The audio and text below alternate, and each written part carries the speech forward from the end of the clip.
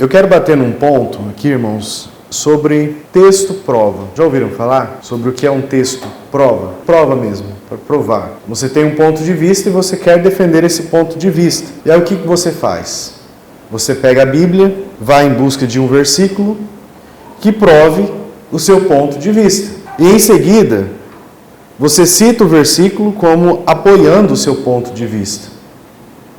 Independentemente do seu ponto de vista estar consistente com o ponto que o autor pretendia dizer.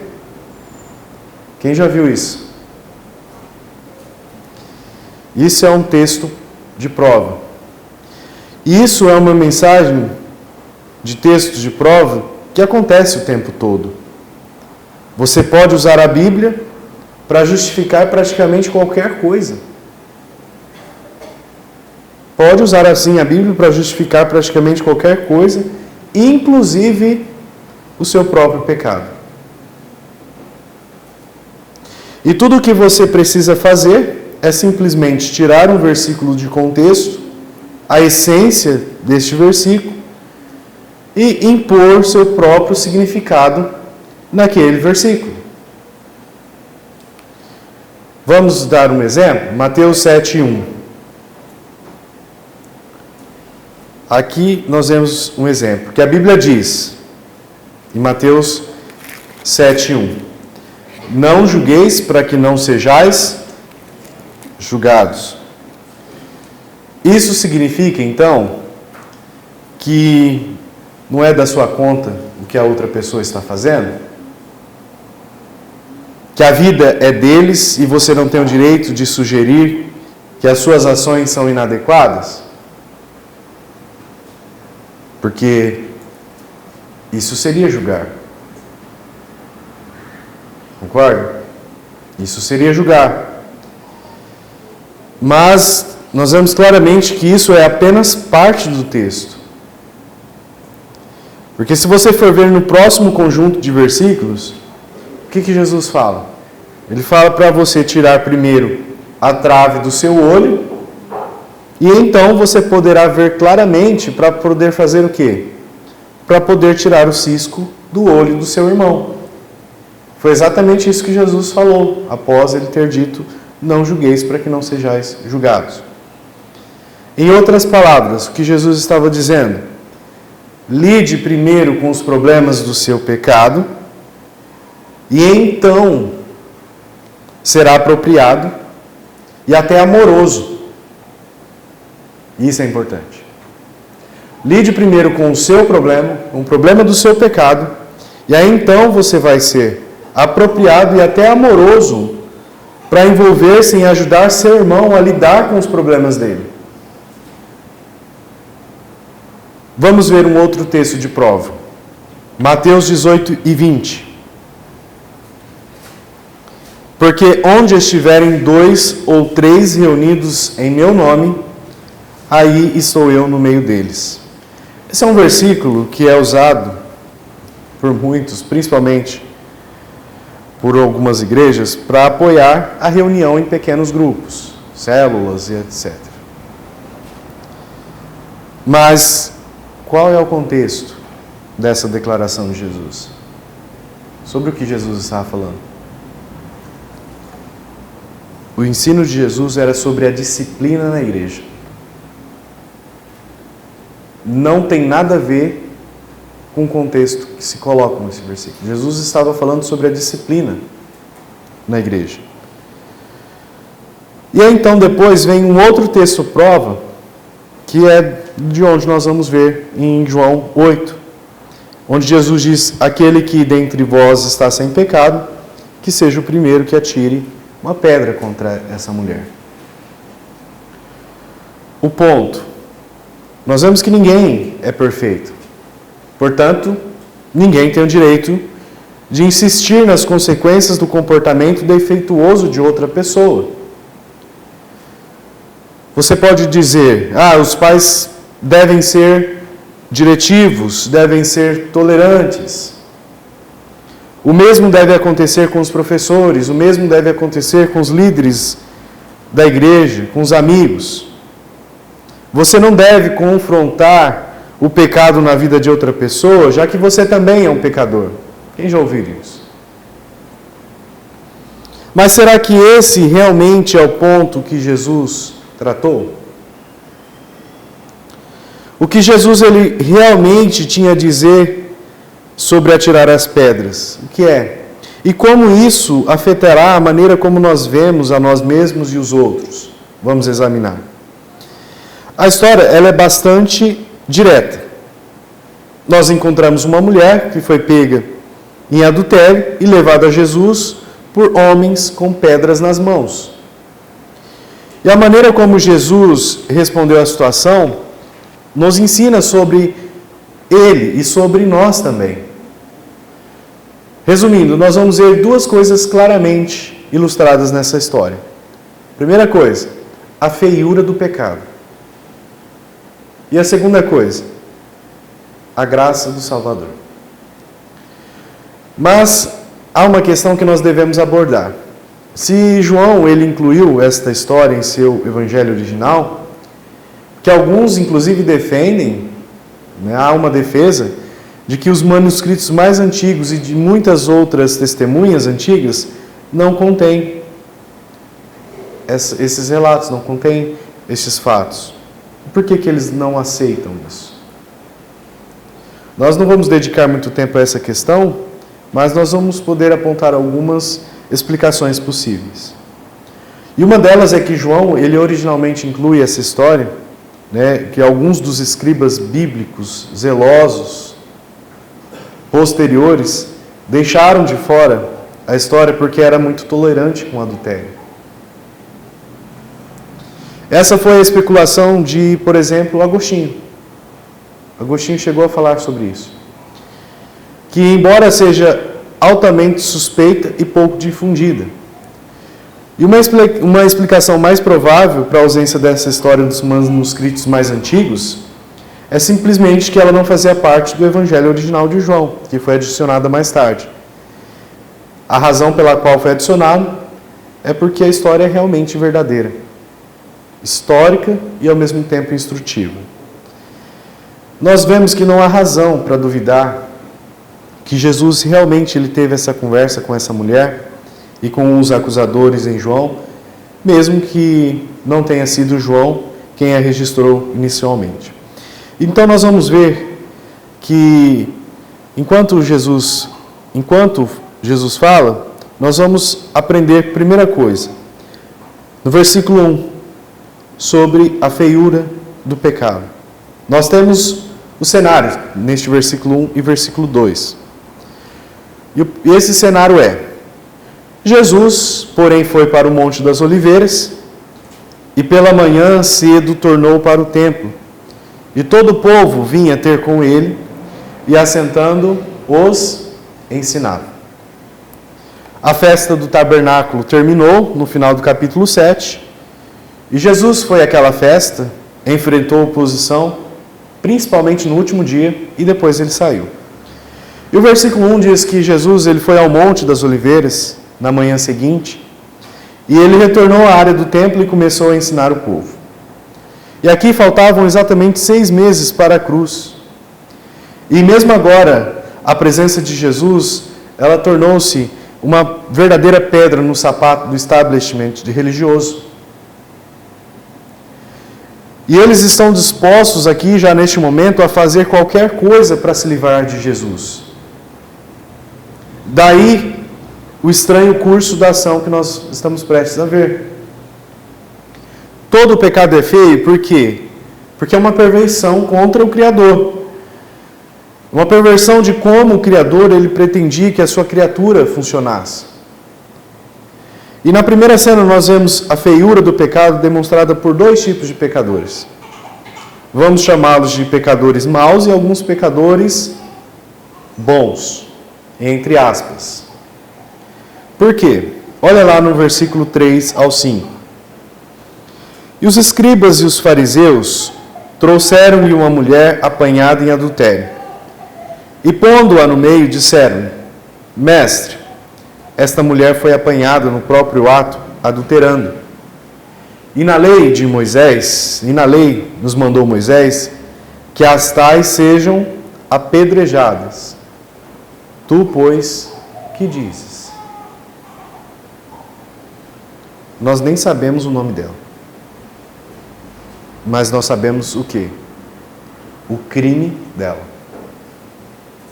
Não sabemos o nome, mas sabemos o crime. Diante de Jesus estava uma mulher culpada de adultério. E na verdade, essa mulher foi pega, como diz o versículo, no próprio ato. Foi pega no próprio ato, dizem os seus acusadores. Ou seja, ela não pode negar. Ela não pode negar. Porque nós vemos aqui o verbo do pretérito perfeito, tem no sentido de tomar vergonha sobre ela. Por quê? Porque apontou para o seu caráter contínuo, como uma adúltera, adulterando. Por isso, nós vamos considerá-la, neste momento, uma má pecadora. E o pecador mau é o pecador imprudente. Os irmãos vão entender porque eu estou dizendo pecador mau e bom, mas o bom entre aspas. Mas esse pecador mau, ele é imprudente. Por quê? Porque ele transgride flagrantemente a lei de Deus para todos verem. A vida do mau pecador, ela está repleta do que as pessoas decentes e tementes a Deus chamam de grandes pecados, como o adultério. E a mulher, ela era uma infratora culpada. E na lei de Moisés, Moisés ordenou que apedrejássemos essas mulheres, afirmam os promotores de justiça naquele momento. E ela não tem defesa, porque ela sabe que ela é culpada. Ela realmente é uma pecadora, ela é uma má pecadora. Mas ela não é a única pecadora na história, não é? Vamos olhar novamente e nós vamos ver então um outro tipo de pecador. E aqui nós encontramos alguns bons pecadores. Nós não estamos dizendo que o pecado seja bom. O que nós queremos dizer é que a pessoa que comete o pecado, ela é considerada boa, entre aspas. Ela é uma pessoa boa e, francamente, a sua bondade obscurece a questão e meio que encobre a verdadeira condição do seu coração e da sua vida. Então, naquele momento ali, estava sendo encoberto a condição do coração e da vida daqueles bons pecadores, pela condição que os cercavam naquele momento, pelos fatos que estavam ocorrendo. Os bons pecadores nessa história são, obviamente, quem? Os mestres da lei. Os mestres, os fariseus. Os professores da lei, também conhecidos como os escribas. E por vezes chamados de advogados. Eram os especialistas na interpretação da lei. E muitas vezes, mas nem sempre, os escribas também eram fariseus. E havia cerca de 6.000 fariseus na época, em Israel. Na época de Herodes o Grande. E os escribas elaboraram todas as regras, regulamentos, e os fariseus dedicavam as suas vidas para mantê-las ali, para que elas pudessem ser cumpridas. E o que é verdade sobre esses bons pecadores nessa história? 3 coisas. Eles defendem a Bíblia. Olha lá no versículo 5 novamente. E na lei nos mandou Moisés que as tais sejam apedrejadas. Tu, pois, que dizes? O que nós aprendemos desses homens aqui? Que eles conhecem a lei, que eles conhecem as suas Bíblias. Eles podem citá-las, eles podem ensiná-las e insistem que as pessoas as guardem. Eles sabem que a chave para o futuro bem-sucedido da sua nação é este livro. Eles sabem disso, eles têm conhecimento disso. E que Deus ele se ofende com aqueles que violam este livro. mas eles não representam apenas a Bíblia. Eles fazem o que qualquer um que leva a Bíblia seriamente deve fazer, ou seja, eles se opõem ao pecado. Eles se opõem porque a Bíblia ordena fazê-lo. Eles conhecem a lei de Deus. Olha em Levítico 20 e 10. João vai transmitir para nós. Levítico 20 e 10. Também o homem que adulterar com a mulher de outro, havendo adulterado com a mulher do seu próximo, certamente morrerá o adúltero e a adúltera. Prestem bastante atenção neste versículo. O homem que adulterar com a mulher do outro, havendo adulterado com a mulher do seu próximo, certamente morrerá o adúltero e a adúltera. Deuteronômio 22, versículo 22 e 24. Quando o homem for achado deitado com a mulher que tenha marido, então ambos morrerão. O homem que se deitou com a mulher, e a mulher assim tirarás o mal de Israel. Versículo 24. E então trareis ambos à porta daquela cidade e os apedrejareis, no plural, até que morram. A moça, porquanto não gritou na cidade, e o homem, porquanto humilhou a mulher do seu próximo. Então assim tirarás o mal do meio de ti. Então nós vemos, a lei foi clara, não foi? Bem clara, todos nós entendemos. Deus odeia o pecado porque ele estraga tanto a sua glória como a sua boa intenção para com o seu povo. Então, na lei que ele deu a Moisés, era para ser cumprida, justamente isso. Ele ordenou aos judeus que eles lidassem com o pecado, e esses homens estão fazendo isso. Eles estão se posicionando contra o pecado e o pecado de outra pessoa. Mas qual é o problema aqui? Eles são culpados e eles nem sabem disso. Olha o versículo 6 de João 8. E isto diziam eles, tentando, para que tivessem de que o acusar. Tentando quem? A Jesus. Então eles são culpados e eles nem sabem disso. Qual que é o ponto aqui? Se trata de justiça? Não se trata de justiça, irmãos. Não se trata de justiça. Isto era uma armadilha. Tudo isso é uma manobra dos líderes religiosos para enredar Jesus. E eles não estavam interessados na justiça. Em nenhum momento. Eles não estavam interessados na justiça. Eles estavam atrás de sangue. Se se tratasse de justiça, esses tementes a Deus, eles que se autopromoviam, eles teriam deixado a mulher sob custódia privada e vindo sem ela procurar conselho de Jesus. Mas eles não queriam seu conselho. Eles querem que ele se incrimine e que esta mulher era a isca, na verdade, que eles estavam usando para matar Jesus. E a armadilha é essa. Se Jesus dissesse, sim, apedreja, o que iria acontecer? Jesus estaria violando a lei romana. Por quê? Porque a lei romana não permitia a pena de morte para tal ação. Mas se ele dissesse, não apedreje, então ele estaria sujeito à acusação de minar a lei de quem? A lei de Deus. Que dizia claramente que a pessoa culpada de adultério merece o quê? A morte. Então é uma pergunta carregada. Uma pergunta diabólica. E claro, nós vemos que há algo suspeito acontecendo aqui. Como nós lemos 2 versículos, pedir para os irmãos prestarem bastante atenção. Está faltando alguém. Não é? está faltando alguém. Porque se essa mulher ela fosse pega em flagrante de adultério, deveria haver 2 culpados presentes.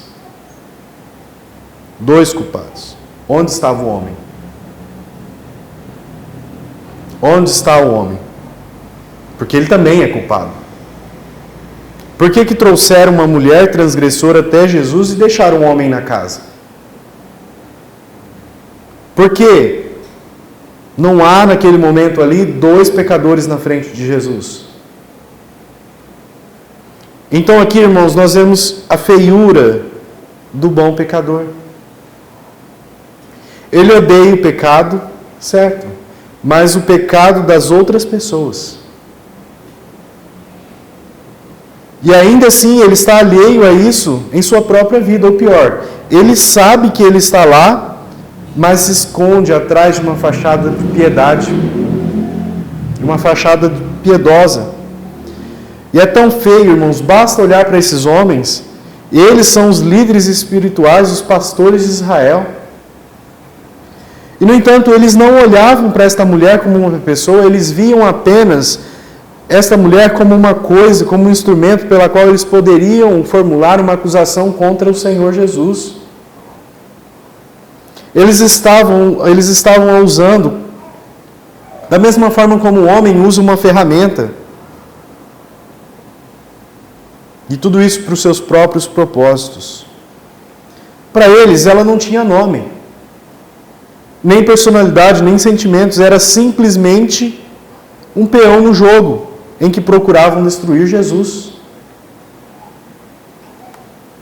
E nós vemos aqui que o pecado ele é tão enganoso, que aqui estão homens que, tal como esta mulher, são culpados de grandes crimes.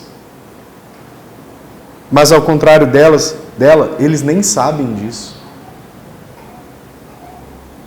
Eles estão alheios à pecaminosidade do seu coração, às suas vidas. Ao condenarem esta mulher, eles estão essencialmente condenando-os a si mesmos. Mas eles não estão sozinhos.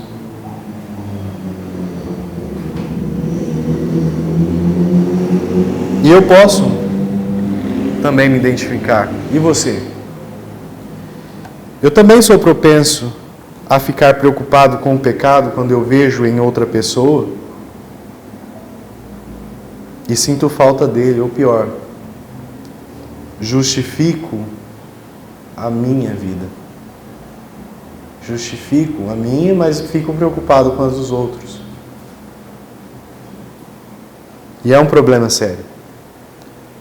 Inclusive, Paulo ele enfrentou de frente quando ele escreveu uma carta à igreja de Roma, Romanos 2:1.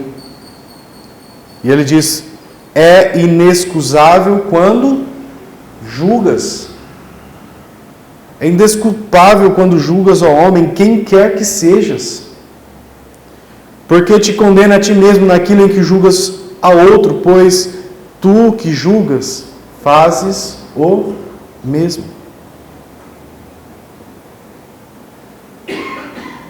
E depois Paulo chega a dizer, lá no 22, 23, nós não vamos lá, mas ele diz: tu que te glorias na lei, desonras a Deus pela transgressão da lei. Porque, como está escrito, o nome de Deus é blasfemado entre os gentios por causa de vós. E assim termina a primeira cena.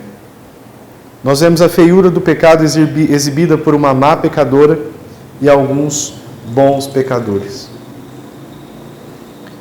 Agora, pense sobre a seguinte afirmação. A lei, ela sabe alguma coisa sobre perdão? É verdade, irmãos. Não sabe. Faça visita a um tribunal. Pega essa semana aí. Essa semana, inclusive, teve um júri. Vá visitar um tribunal. Ouça os procedimentos legais por um dia. E você vai ver que você não vai ouvir um juiz falar sobre perdão ali no tribunal. Não tem. E essa não é a preocupação do juiz. E não deve ser. Qual é a preocupação dele? A justiça. A administração da lei. A lei tem tudo a ver com justiça. A lei identifica comportamentos inaceitáveis e o que deve acontecer a quem comete, a quem transgride este comportamento. Esta lei. E a lei de Deus funciona da mesma maneira. Romanos 3:20 diz: por isso nenhuma carne será justificada diante dele pelas obras da lei. Por quê? Porque pela lei vem o conhecimento do pecado. Romanos 2:12 diz também: e todos os que sob a lei pecaram, pela lei serão julgados. Sem exceção.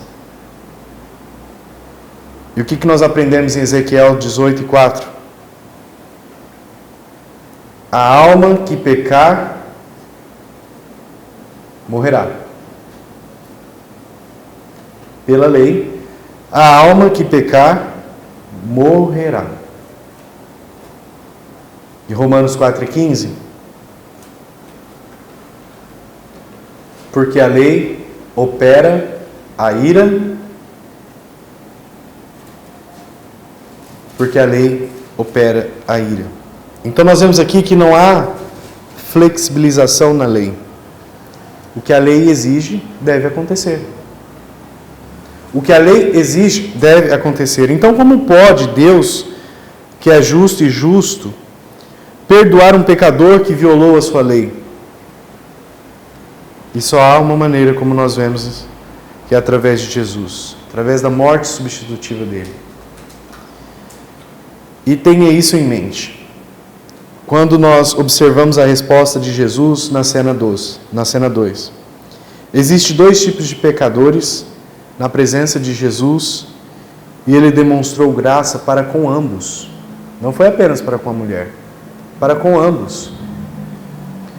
Jesus, ele ajuda o bom pecador. Como você ajuda um bom pecador? Como você realmente ajuda uma pessoa que acha que não precisa de ajuda e está convencida de que é o pecador que precisa de ajuda e não ele? Como você ajuda a pessoa dessa forma? Jesus fez 3 coisas. Primeira atitude de Jesus: ele os ajudou usando o silêncio para chamar a atenção deles. Jesus usou o silêncio para chamar a atenção. Olha, observe que Jesus ele não respondeu imediatamente àquela pergunta que foi feita pelos bons pecadores. Em vez disso, olha no versículo 6. Diz que Jesus, inclinando-se, escrevia com o dedo na terra. Jesus ele não respondeu imediatamente à pergunta deles. E o versículo 7 continua dizendo: e o que eles fizeram? Insistiram. Não aceitaram o silêncio como resposta. Insistiram perguntando-lhe. Isso indica o quê? Que Jesus, a primeiro momento, os ignorou. E o que aconteceu? Isso provocou uma irritação. Isso provocou uma irritação da parte deles. E por que Jesus não os respondeu? Será que Jesus não sabia o que dizer? Irmãos, Jesus sempre sabe o que vai dizer. Se houver silêncio, pode ter certeza que é intencional. Então, qual que era a intenção? Eu não tenho certeza, mas parece que ele usou o silêncio inicial para chamar a atenção desses homens. E ao fazê-lo, forçou-os a parar de pensar na mulher e colocar os olhos nele. Porque naquele momento a raiva estava encegueirada na mulher. E tentando pegar os olhos nele. E é isso, irmãos, que a graça faz. A graça, ela sempre busca o bem de outra pessoa, mesmo que ela não mereça. Mesmo que ela não mereça. Ela sempre vai buscar o bem. Segunda atitude de Jesus, ele usou a ação para mudar o seu foco. Qual foi a ação? Ainda no verso 6. Mas Jesus, inclinando-se, começou a escrever com o dedo na terra. Por que ele se abaixou? Novamente, ele mudou o foco. Esses homens que olharam para a mulher agora são forçados a olhar para Jesus, para ver o que ele estava fazendo. E o texto diz que Jesus começou a escrever. E isso é interessante. E aparentemente, ele não terminou antes que o interrompesse novamente, lá no versículo 7, como nós vimos. Mas o versículo 8 diz que Jesus fez o quê? Ele continuou escrevendo. Continuou escrevendo. Eles querem falar sobre o que está escrito numa tábua de pedra, mas Jesus vai lá e abaixa e escreve no chão. Como se dissesse: você está pensando na superfície, mas precisa ir mais fundo. Irmãos, tentem trazer à memória alguma outra ocasião em que nós vemos o dedo de Deus trabalhando. Lembra-se? Pensa no jardim, quando Deus pegou um punhado de terra e fez o primeiro homem, e depois pegou uma costela e formou a primeira mulher a partir do homem. E talvez mais significativamente, lá no Monte Sinai, lembra-se? Quando o dedo de Deus colocou os 10 mandamentos naquela pedra. E o que Jesus escreveu ali? Não sabemos. O texto não diz. E o verbo significa que ele desenhou.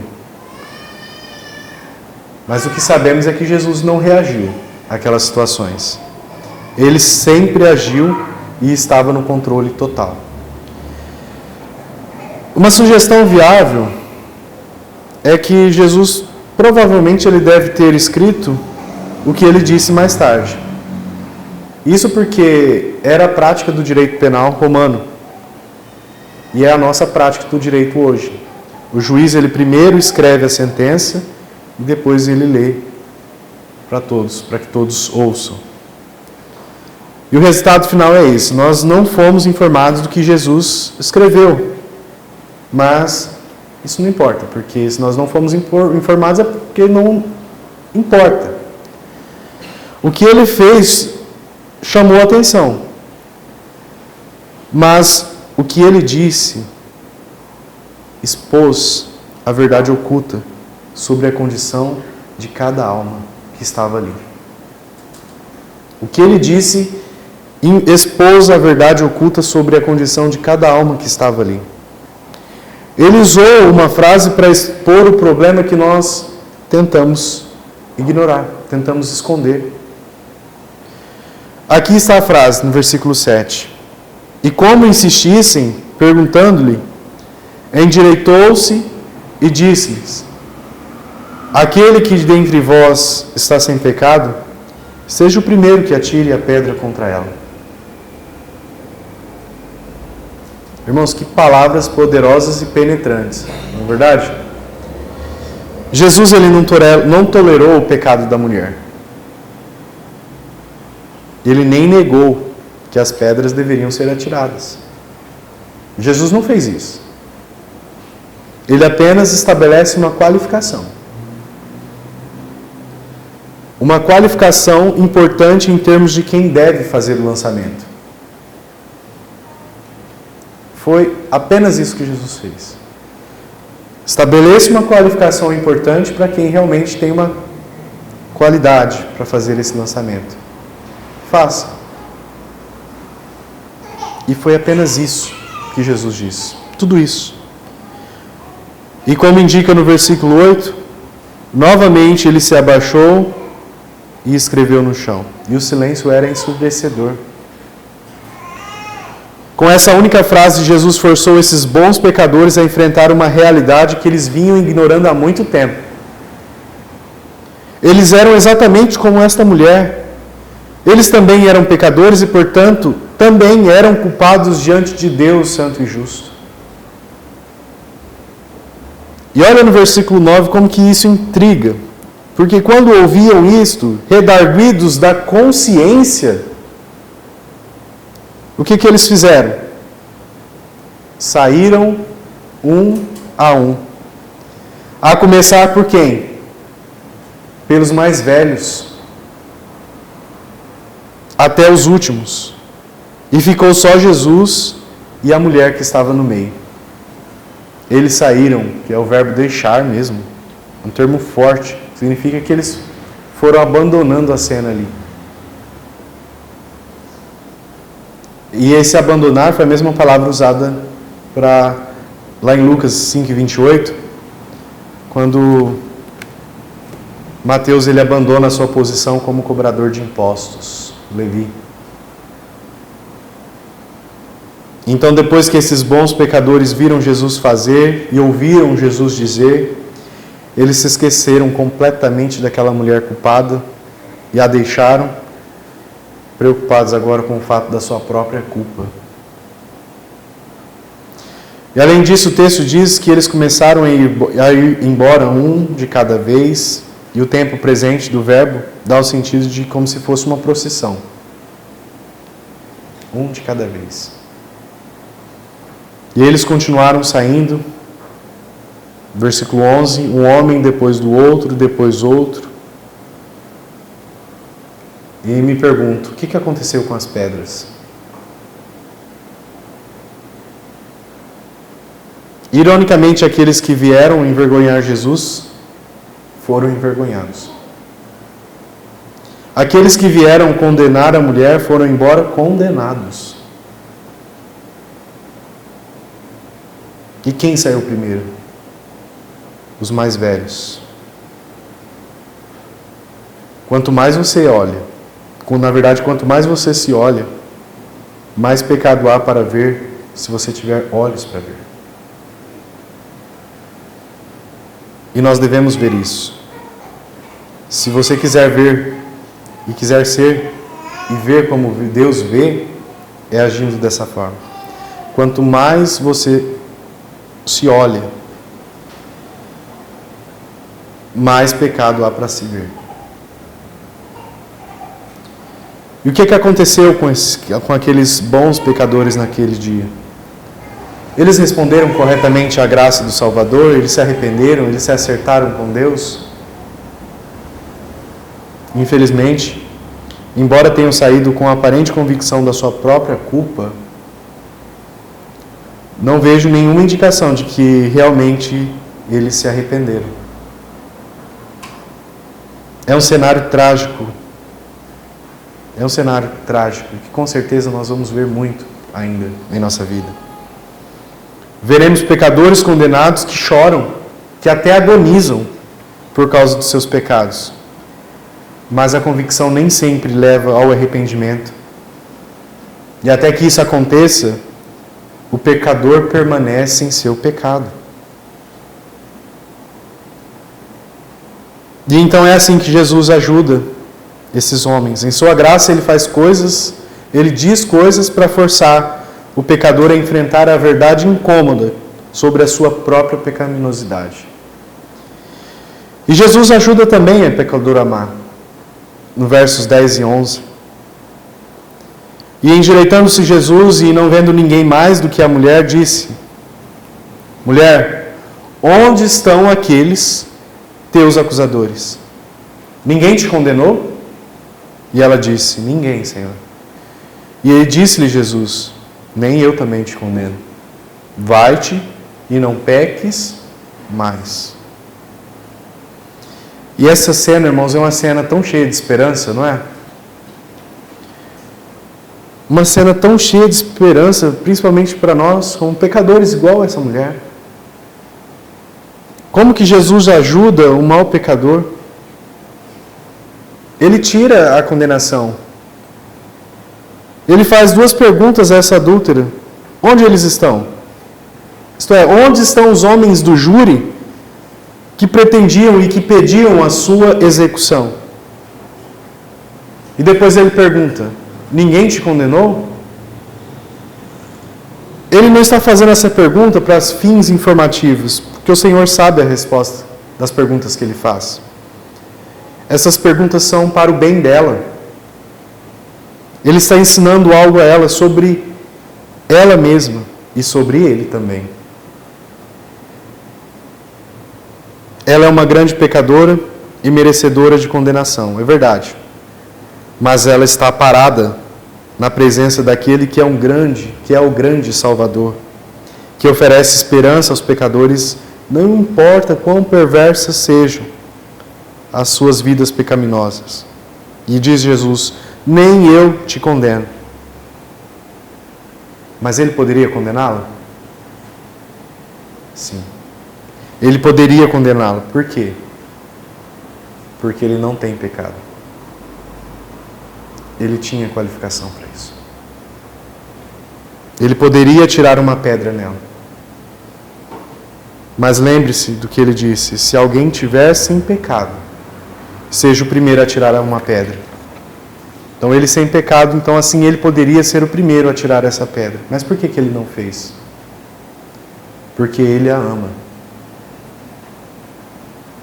Mas apesar dele a amar, isso não elimina a culpa pelo pecado dela. Devemos estar atentos, porque para manter a sua justiça, um Deus Santo, ele não ignora o pecado. E não foi isso que Jesus fez. Ele não ignora o pecado, nem o seu filho faz. Então deve haver motivos justos para deixar um criminoso condenado sair em liberdade. E com base em que Jesus permitiu que essa pecadora culpada ela fosse libertada? Com base em quê? Ou com base em quem ele nos liberta? Ele assume sobre si a condenação do pecado, do pecador. E no versículo 11, e isso tem que ficar penetrado em nós: e então nem eu também te condeno. Como que ele pode dizer isso? Como ele poderia não a condenar? Como poderia o Filho de Deus perfeito, imaculado, que odeia o pecado, não condenar uma mulher que de fato cometeu um pecado deliberado e desafiador contra ele, contra o Criador? Portanto, de fato, ela era culpada. Como ele poderia não condená-la quando a lei que ele mesmo havia estabelecido diz claramente que o transgressor deveria morrer? A resposta é esta, que ele veio para tomar o lugar dela. E depois de 6 meses, ele morrerá na cruz, não como mártir, mas como substituto voluntário dela e de todos nós. Amém. Então ele tomará sobre si o pecado, a merecida condenação de todo pecador que crer nele. João 3,17. Porque Deus enviou seu Filho ao mundo, não para que condenasse o mundo, mas para que o mundo fosse salvo por ele. É também por isso, irmãos, que ele disse em João 8,15: vós julgais segundo a carne, eu a ninguém julgo. Não é que Jesus nunca vai julgar, não é isso que ele está dizendo. Ele vai fazer isso quando ele vier à terra pela segunda vez. Mas na sua primeira vinda ele não veio julgar, mas ele veio para salvar. Para salvar sendo julgado. Mas isso foi o suficiente, né? O que Jesus suportou na cruz foi o suficiente para satisfazer as exigências de um Deus santo para a condenação de um pecador? O próprio Deus ele respondeu essa pergunta e de 2 maneiras visíveis. Primeiro, no momento em que Jesus morreu, Deus ele rasgou o véu do templo em 2, deixando claro que ocorreu uma mudança. Os pecadores agora poderiam entrar diretamente em sua santa presença através do seu Filho. E em segundo lugar, 3 dias depois, mesmo Deus que rasgou o véu todo-poderoso, ressuscitou seu Filho dentre os mortos e ofereceu ao mundo um Salvador vivo e que vive para sempre. E esta é uma boa notícia, a gloriosa mensagem do Evangelho. Por causa de Cristo, há um lugar no reino de Deus, até mesmo para adúlteros e adúlteras. E também para todos os outros tipos de pecadores. Mas há uma outra coisa que Jesus faz para ajudar o mau pecador, e é tão prático. Ele diz ao pecador para parar de pecar. Observe as suas palavras finais para esta mulher no versículo 11. Vá e deixe a sua vida de pecado. Vá e não peques mais. Então, embora ele não a tenha condenado, também não tolerou o pecado dela. E ele diz claramente para ela parar com aquilo. Ele a comanda com 2 comandos no presente. Vá e não peques mais. Em outras palavras, você não deve voltar à sua antiga vida, ao pecado vergonhoso que a caracterizou. É hora de abandonar os seus velhos hábitos, é hora de mudar. E ela fez isso? Essa mulher mudou? Ela rompeu o seu relacionamento de adúltera e começou a viver uma vida temente a Deus? A resposta é que não sabemos. Não fomos informados. Mas não se deve negar e ignorar que Jesus, ele nada disse sobre perdão para aquela mulher. Ele nada disse sobre perdão para aquela mulher. A mulher culpada, ela não deu nenhum sinal de arrependimento ou de fé. Não encontramos. E é mais ou menos como Jesus disse ao inválido que ele curou, lá em João 5,14. Depois Jesus encontrou-o no templo e disse-lhe: eis que já estás são, não peques mais, para que não te suceda alguma coisa pior. Então quer dizer que há algo pior do que viver num corpo que não funciona durante 38 anos? Sim. E o pior do que ter pedras destruindo esse corpo também é conseguir um novo corpo ou uma segunda chance de vida com seu corpo atual e recusar-se a deixar seu pecado e seguir o Salvador. Isso é bem pior. Então por que não nos dizem a resposta dessa mulher? Ou, aliás, a resposta dos escribas ou dos fariseus? Porque eles estão mortos, estão desaparecidos. A verdadeira questão não é o que esses pecadores fizeram, é o que o grupo de pecadores fará. E o que nós aprendemos com tudo isso, irmãos? Como equilibrar a graça e a verdade. E esse é um tema chave no Evangelho de João. A graça e a verdade vieram por meio de Jesus. Ao lidar com os pecadores, Jesus, ele não foi com ira, ele foi cheio de graça e cheio de verdade. Você pode dizer, pode estar pensando, eu tenho a tendência de perder o equilíbrio. Às vezes sou duro com os pecadores e por isso taco a verdade na cara deles.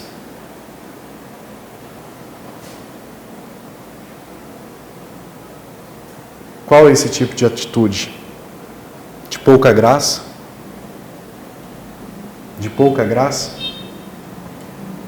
Não está dizendo que nós devemos amolecer a verdade, mas também não está dizendo que nós devemos deixar a graça de lado, ou usar de pouca graça. Os pecadores precisam tanto da graça como da verdade. Então nós aprendemos como lidar com o pecado. E pergunto, a mim mesmo, a você, com quem que você se identifica nessa história? Com os professores e fariseus ou a mulher pecadora?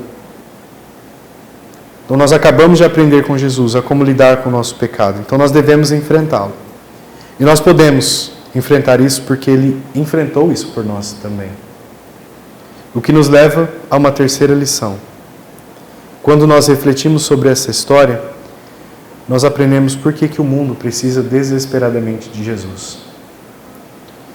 Bons pecadores, maus pecadores, tudo é pecado para um Deus santo. Tudo. Mas o pecado, ele pode ser removido. E apenas por causa de Jesus. Amém? Amém. Que Deus nos abençoe.